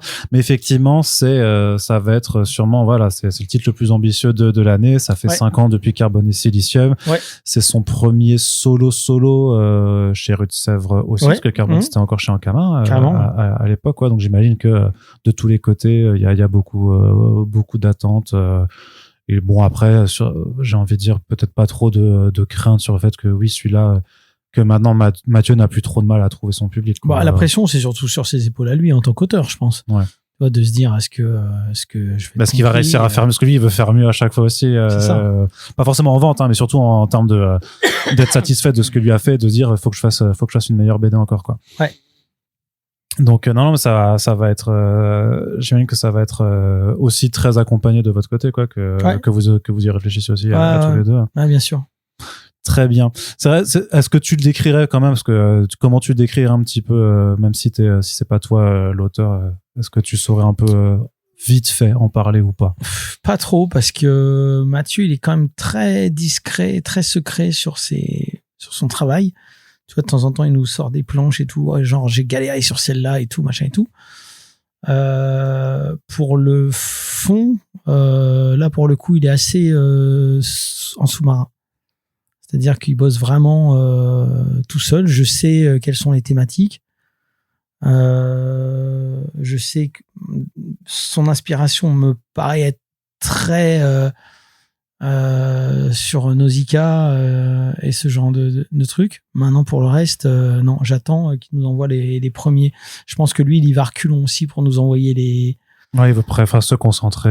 Je pense que il se met beaucoup de pression. Tu vois, là où, par exemple, sur Shin Zero, ça a été très... ouais, beaucoup plus récréatif. Le début, c'était aussi très même participatif, si tu veux. Ouais, vu que vous l'avez... Des brainstorming, il y a eu des trucs comme ça. Sur Silent Genie, pas du tout. Sur Silent Genie, il est parti complètement solitaire. Donc, on attend de voir tomber les premières planches. Très, très bien. Et pour terminer, alors on va dire, il y a peut-être d'autres titres qui peuvent se greffer entre-temps, mais en tout cas, de quasiment sûr de caler, ce sera toi qui reviens avec Rours pour la suite de Jaune. Ouais. C'est-à-dire que là, à l'heure où on s'enregistre, Rours a déjà dû pas mal attaquer les planches. Ouais, on a déjà validé pas mal de planches de storyboard. Je crois que j'ai scénarisé 3/4 du tome 2, facile. Il reste 3 grosses scènes que j'attends avant de les écrire, avant de lui livrer, parce que elles sont très importantes et il faut pas que je me loupe. Donc ça, je le ferai quand je le sentirai. Là, pour l'instant, de toute façon, ça l'handicape pas parce qu'il continue à, tu vois, il avance. Hein, il a déjà pas mal de choses à faire. Ah, parce que c'est 200 pages par an là à chaque fois. Donc. Et puis là, j'ai l'impression que on va dépasser un peu le tome 1. Donc, ouais. Ouais. Donc, après le tome 1, ce qui est bien pour les lecteurs, mais c'est sûr. C'est plus de taf pour vous. Le tome 1, de toute façon, tu sais qu'il a été fait dans des conditions très particulières. Ouais, je vous renvoie d'ailleurs au podcast qu'on a fait ensemble là-dessus. Donc, écoute, sur le tome 2, là, je trouve qu'on touche le cœur du projet, en fait, sur le tome 2. On est pile là où on voulait être dès le début. Puis c'est quelque part, de toute façon, on en reparlera dans 10 mois, du coup, mais où j'imagine qu'une fois que t'es quand même débarrassé de l'intro, quoi, en fait, de l'exposition, c'est là aussi, effectivement, tu peux vraiment aller dire, en fait, cette série, elle va vous parler de ça, c'est ça. Concrètement. Je t'avoue, l'intro, c'était un mal pour un bien. C'est-à-dire qu'on était obligé de passer par là pour arriver à parler du reste. L'idée, c'était quand même pas de rusher l'intro et de faire les choses bien, donc je pense que c'est ce qu'on a fait. Mais dans notre tête, ça restait quand même une intro. Maintenant, on est au cœur là, avec le tome 2, on sera au cœur du sujet. Parce qu'au final, c'est quand tu fais une série à 3 tomes, c'est pas le tome 2 le meilleur moment. Parce que t'as pas l'intro à faire, mais t'as pas non plus la pression de la conclusion. Faut pas que je loupe ma fin. Donc le 2, c'est peut-être là où t'es le plus tranquille. C'est là où c'est le plus, entre guillemets, récréatif. Après, le tome 3, je sais qu'on prépare des choses vraiment cool aussi par rapport au tome 2. Donc, j'ai hâte d'y arriver aussi. Je pense que je vais impliquer Florent Maudou dans l'écriture du tome 3. Ok. J'aimerais bien lui confier le scénario d'un des personnages. J'ai presque envie de le faire je vais pas dire en cadavre exquis, mais genre, tu gères ce perso, moi je gère ce perso, et on voit comment on se retrouve. Ok, trop bien. J'ai envie de faire ça comme ça sur le tome 3. Je suis pas sûr qu'on y arrive, hein, mais en tout cas, c'est un truc que j'ai pensé dès le tome 1. D'accord, ok. Bon, cool pour l'intention. On verra si vous y arrivez. Ouais. Mais justement, là, on a plein de suites de séries et de lancements. Le retour de Mathieu également. Mais il y a un absent de ce programme 2025 en tant que tel. C'est toi, Ron. Qu'est-ce que tu es là avec Rours pour Jaune.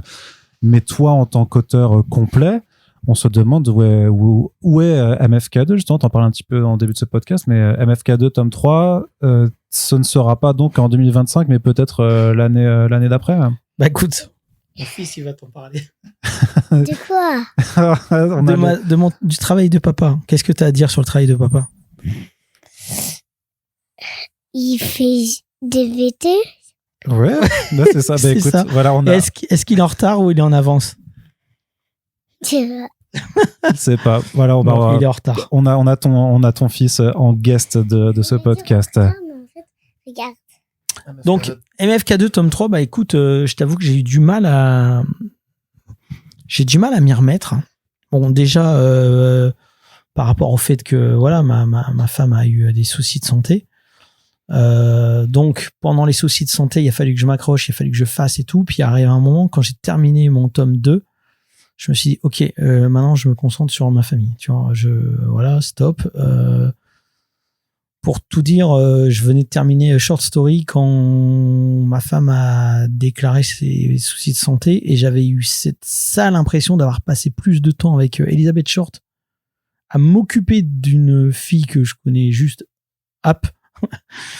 que de ma propre famille et de ma propre femme, tu vois. Et ça m'a vraiment torturé parce que comme on connaissait pas l'issue à l'époque de ce problème, qui était quand même très grave, je me suis dit, putain, c'est horrible ce qui est en train de se passer. Donc, à la fin de MFK 2, tome 2, je me suis dit, ok, là, je pose les crayons et maintenant, j'essaye de profiter un peu de la vie en famille. J'accompagne aussi ma femme dans ses derniers traitements, machin et tout, pour qu'on termine tout ça et puis que ça soit un peu plus sympa, tu vois, dans la famille et tout. Oui, puis te recentrer, oui, simplement. Parce que sinon, mec, on me voit pas, hein. Moi, je suis dans mon bureau, les enfants, ma femme, là, on se croise en fait dans la maison. Donc là, je me suis dit stop, on arrête ces conneries-là. Donc du coup, pendant un petit moment, j'ai pas touché les crayons. Et puis, je t'avoue aussi que je t'avais déjà parlé du retour. Alors moi, je gère les réseaux sociaux du label 619, etc.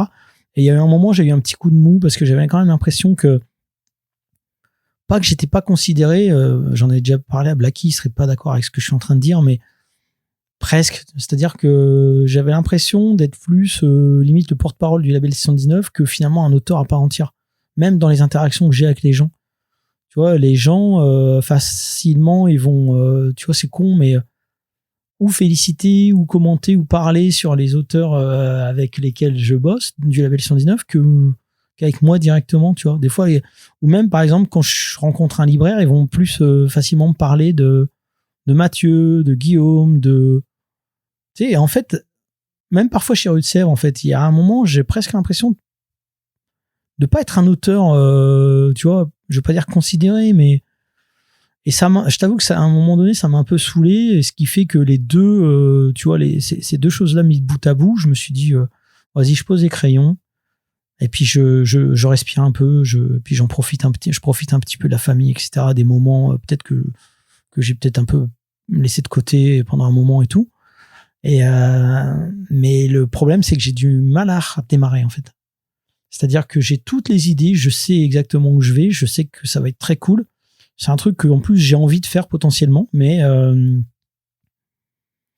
ouais, j'ai du mal à m'y remettre. Alors après, c'est aussi, je t'avoue que c'est aussi parfois compliqué de travailler avec des gens qui sont très très bons. Tu vois, parce que ça peut être, d'une certaine manière, ça peut être galvanisant, surtout quand t'es jeune. Mais quand tu commences, comme moi, à approcher, tu vois, de la cinquantaine et tout, t'as plus la même niaque, t'as plus la même énergie qu'avant, et puis tu te rends compte que ta marge d'évolution, elle est quand même de plus en plus restreinte. Donc c'est plus aussi stimulant, je trouve, que quand t'es plus jeune, où tu dis ah ouais putain, le mec il fait ça, je vais faire ça et tout. C'est pas que c'était de la compète, mais il y avait une forme c'est de l'émulation, ouais. Une émulation. Mais une émulation, ça marche quand tu vois, quand t'es dans le peloton de tête et puis tu pédales en même temps que les autres, même si t'es 3 mètres derrière, tu vois. Mais quand t'es 50 mètres derrière ou 100 mètres derrière, c'est plus la même chose, tu vois. Et c'est un peu comme ça que je me sens en ce moment. C'est-à-dire que je sens que j'ai encore des choses à donner, je sens que j'en ai encore sous la pédale et tout, mais il faut que tu trouves l'étincelle ou un peu l'énergie pour relancer le moteur, quoi. Mais c'est beaucoup le retour aussi, hein. C'est beaucoup aussi je te dis, même en librairie, le fait de me voir tout le temps rangé, tu vois, à côté des Batman et tout.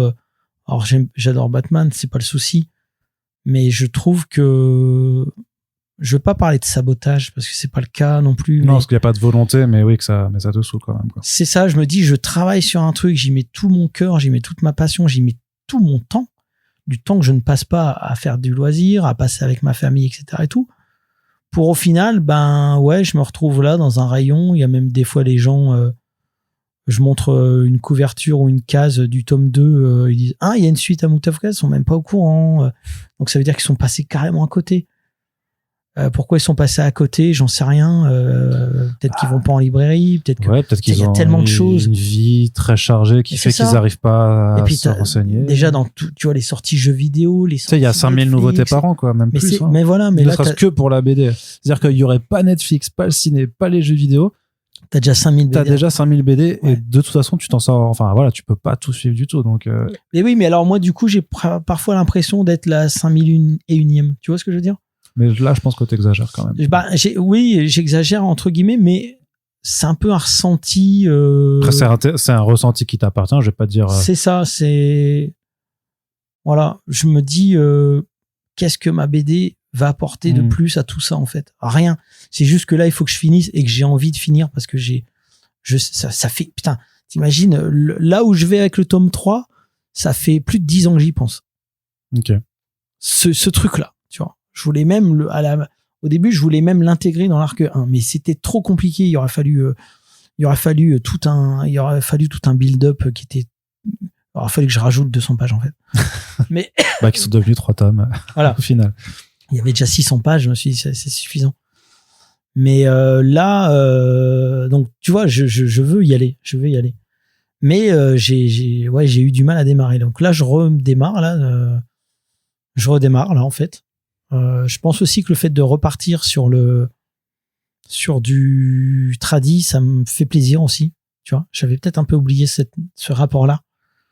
Donc, il y a des choses où je me dis, bah tiens, c'est beaucoup plus facile à faire en tradi, en fait. Donc, je me repose, tu vois, le lapsus, je me repose. Non. Non. Pas vraiment. Je me remotive, c'est ça. Tu te remotives, ouais, pour. Bon, on sera patient. De toute façon, on aura. Mais tu sais que ça joue beaucoup le retour des gens. Le retour des gens, je te dis même des libraires, etc. Tu vois. Moi, une fois, c'est pareil, un mec avec qui je bossais avant, il me dit, la fois dernière, il m'envoie un message, il me dit, mais pourquoi tu fais pas autre chose comme Tofkaz, tu vois?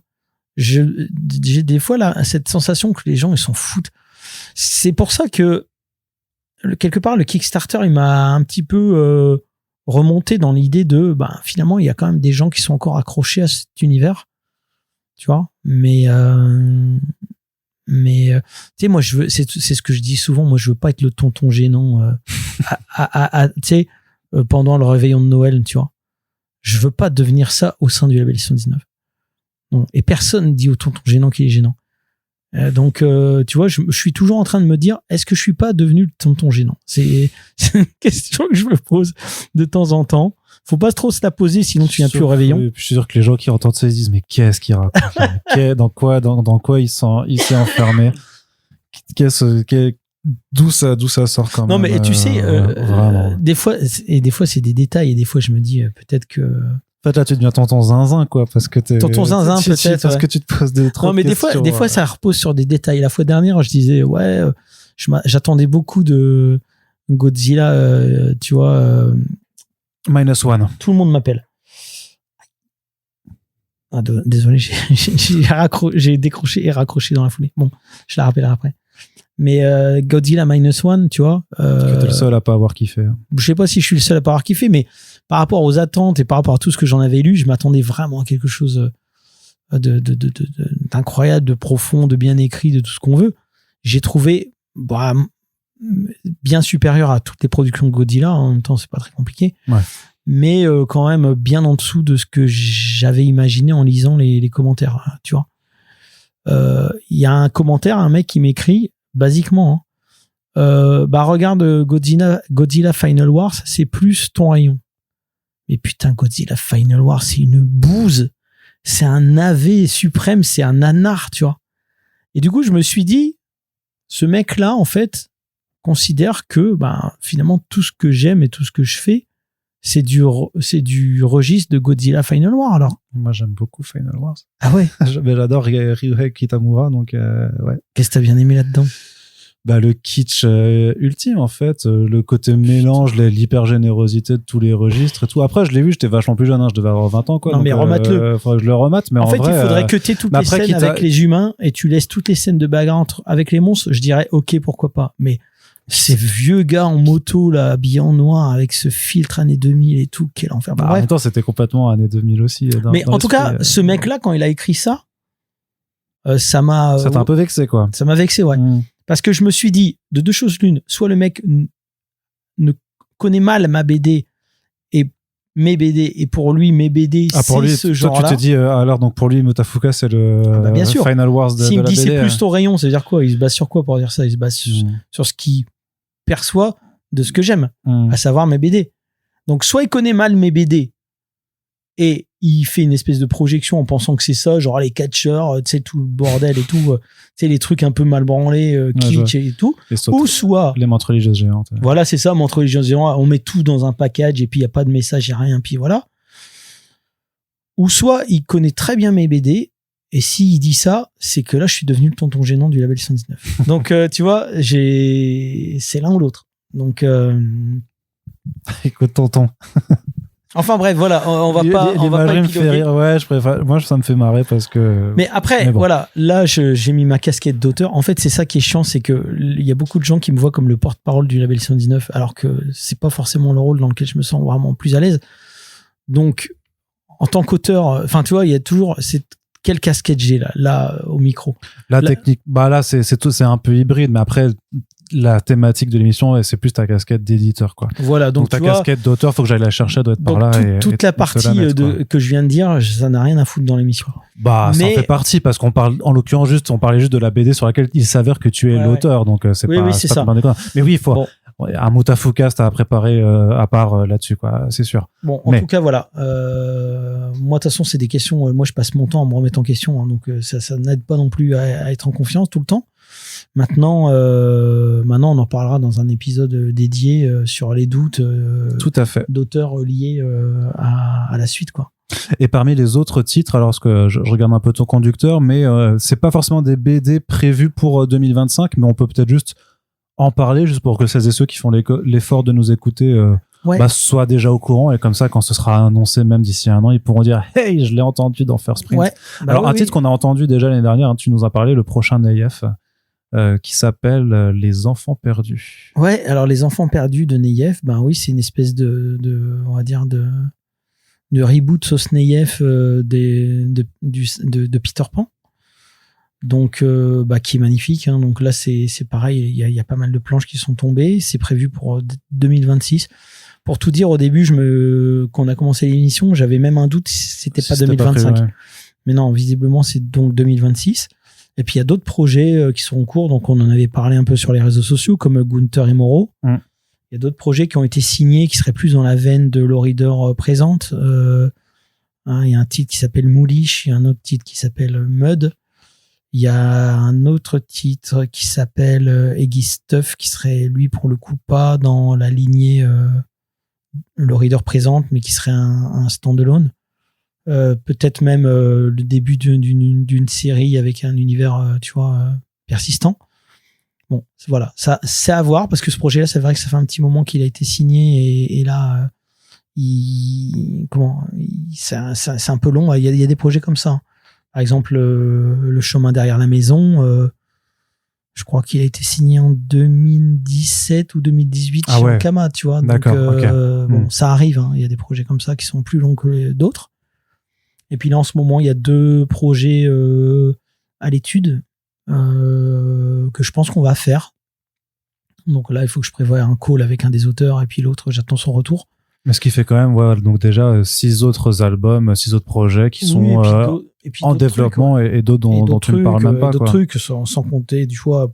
Là, on se projette loin en 2026, mais il y aurait toujours Cloud, il y aurait toujours. Il y aurait le MFK de tome 3, il y aurait le dernier Slum Kid, il y aurait Jaune tome 3, il y aurait Shin Zero, on serait au 2 ou 3, on serait. Au 2 plutôt en 2026, on serait au 2. Mais c'est ça, c'est qu'il y a quand même un avenir qui s'annonce bien chargé en bande dessinée quand même, quoi. Et puis il y a des projets annexes comme d'autres figurines, etc. Tu vois. La musique aussi, tu me disais qu'il y avait de la musique que vous vouliez encore on faire, aimerait bien notamment pour le Neyef. Le Neyef. Et avoir. Pardon, j'éternue. En fait, je rentre du Canada, il faisait -20. J'étais bien malade là-bas, et je m'en remets seulement. Donc, Tout le monde t'excuse. et du coup, oui, sur le NEIF, on aimerait bien l'accompagner avec toujours Armand Brard, qui était son co-auteur sur Bayou Bastardize et qui fait aussi de la musique et qui chapeauterait ce projet avec un petit peu comme on avait fait sur Bayou Bastardize avec un projet collectif avec plusieurs auteurs, etc. Plusieurs musiciens et groupes. Et là, récemment, j'en ai reparlé à Mathieu Bablé à voir est-ce qu'on ferait pas quelque chose quand même avec Silent Jenny. avec Silent Jenny comme on a fait sur Carbone, et Silicium. La question étant sur Carbone et Silicium, le projet qui était superbe, Carbone Toxic. c'est ça, avec Toxic Avenger, malheureusement, même si on a tout vendu, etc., n'a pas été rentabilisé. Tout simplement parce que ça Même en vendant tout. Oui, non, mais C'est-à-dire que vous avez fait des mauvais calculs à un moment là. c'est qu'à un moment donné, quand tu passes par une chaîne de distribution où il y en a eu un peu le malheur de l'avoir fait et qui nous prend 50% et que le projet il est déjà ric-rac, forcément, on n'a pas perdu beaucoup. On n'a pas perdu beaucoup. On est un peu moins de l'équilibre. Ouais, c'est ça. Mais par contre, c'est ce que j'ai demandé à Rutsef, ça serait d'envisager un bundle. Donc, pareil pour les enfants perdus, on attend toujours la réponse, mais ça serait d'envisager un bundle BD plus bande originale en vinyle directement en opération au lancement, genre dans les réseaux Canal BD, par exemple. Tu vois ? Ok, ouais. Et en fonction de quoi je sais combien on fait de tirage. Parce que pourquoi on n'a pas été rentable, c'est tout simplement parce qu'on n'a pas tiré suffisamment. Tu vois, on en aurait tiré 1000, par exemple, on aurait été rentable. Là, on en a tiré 500. Mais moi, j'avais pas la possibilité d'en envoyer 500 avec mes petites mains, si tu veux. Ouais. Même si on est passé ensuite par je sais plus leur nom, désolé, mais le mec qui bosse avec Toxic pour tout ce qui est logistique. Ouais. Mais moi, ce que j'aimerais, c'est savoir déjà combien on pourra en placer dans les réseaux Canal BD. Et en fonction de combien on en place dans les réseaux Canal BD, on en sort une centaine en plus pour la Mother Base. Et puis, on fait le tirage. Comme ça, si genre on en tire 1000, on sait que là, on reproduira plus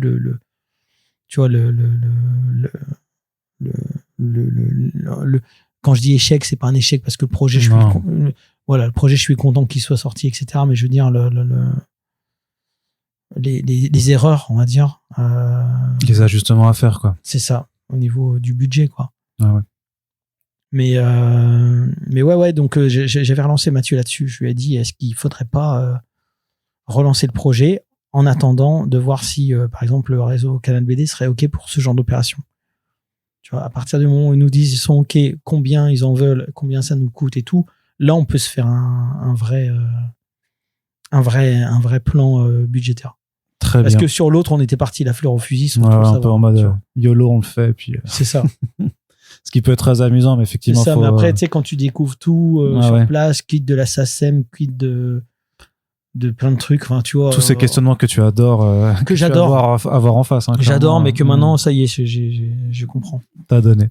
Très bien. Bon, de toute façon, ça fait déjà, il y a un programme, on l'a vu, déjà assez copieux, pour 2025 et qui sera, à l'occasion de faire, pas mal de podcasts plutôt sympas, très clairement. Donc, si vous continuez de suivre les BD du label 119, j'espère que, vous continuez aussi d'écouter un petit peu First Print pour avoir ces petits suppléments, quoi, qui viennent accompagner, chacune des sorties. Et en attendant, Run, je te souhaite une bonne année 2025. Très bonne année à toi aussi. On aurait dû commencer par là d'ailleurs, non ? Oui, peut-être, mais écoute, le plus important, c'est d'abord les BD. Écoute, maintenant, la bonne année arrive à la fin. Et puis, on se retrouvera très bientôt, de toute façon, à ce micro. Tu vas pas le lâcher non plus. Clairement, je te le confierai encore. Et si vous avez apprécié ces podcasts, on vous rappelle que le plus important, c'est simplement de manifester votre soutien. Donc, vous pouvez les partager autour de vous. Si vous connaissez des gens qui aiment la BD, qui aiment savoir les coulisses un petit peu de la fabrication des bandes dessinées, n'hésitez pas à leur en parler aussi autour de vous. Si vous êtes des libraires, n'hésitez pas justement à en parler comme ça. Vous saurez où ranger les titres du label 619. Et ma foi, on espère peut-être que vous découvrirez même un podcast qui pourrait vous plaire. Et en attendant, on a aussi une page Tipeee sur laquelle vous pouvez nous soutenir pour qu'on puisse continuer à faire des podcasts tout au long de notre longue vie. Merci à tous de nous avoir écoutés. Puis Aaron, je te dis à très bientôt. Ciao. Ouais, ciao.